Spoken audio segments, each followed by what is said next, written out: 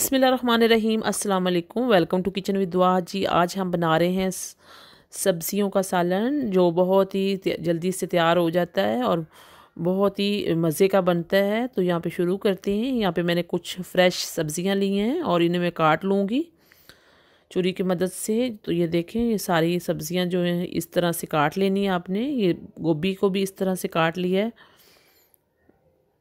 جی۔ تو یہ دیکھیں، اور شملہ مرچ کو بھی کاٹ لیں گے۔ بہت ہی کلرفل یہ سبزی بن کر تیار ہوتی ہے۔ تو یہ دیکھیں، اس طرح سے کاٹتے جائیں گے۔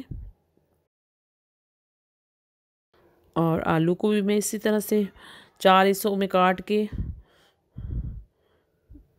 تو چکور کاٹ لیں گے اس طرح سے۔ اور گاجر کو بھی میں اسی طریقے سے کاٹ لوں گی۔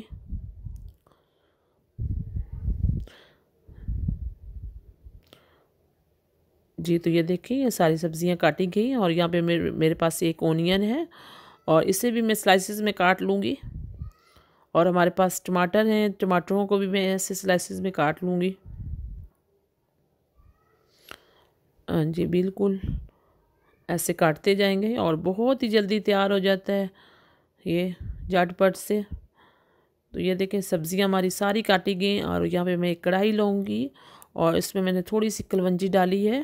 اور یہاں پہ میرے پاس یہی ٹماٹر، پیاز اور ہری مرچیں میں ایڈ کر دوں گی اس میں، اور اس کو ہلکا سا کلر دیں گے جی۔ تو یہ دیکھیں، اس طرح سے فرائی کریں گے ان سبزیوں کو، پیازوں کو۔ اور یہ ساتھ ہی میرے پاس مسالے کچھ یہ ایڈ کر دیں گے۔ لال مرچ پاؤڈر ½ ٹی اسپون، اور سوکھا دھنیا اور سالٹ اور ہلدی، یہ میں نے ساری چیزیں اس میں ایڈ کر دی ہیں۔ اور ان کو اچھی طرح سے پکا لیں گے۔ پہلے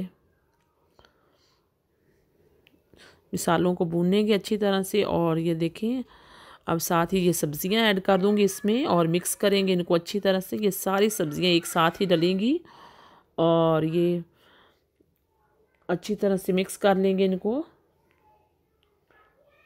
اور یہ دیکھیں، ہماری سبزیاں بہت ہی کلرفل لگ رہی ہیں اور بہت ہی ٹیسٹی یہ بنتا ہے۔ اس طرح سے اگر بنائیں گے تو کور کر دیں گے اس کو 10 منٹ کے لیے۔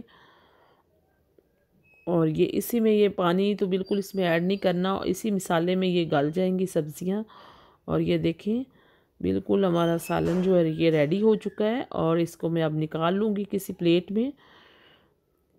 تو یہ دیکھیں، آپ اس کو نان کے ساتھ کھائیں، روٹی کے ساتھ کھائیں اور پراٹھے کے ساتھ کھائیں، اور یہ بہت ہی ٹیسٹی بنی ہے اور بہت ہی مزے کی۔ اور میرے چینل کو لائک بھی کریں، سبسکرائب کریں اور کمنٹس بھی کریں۔ Thank you.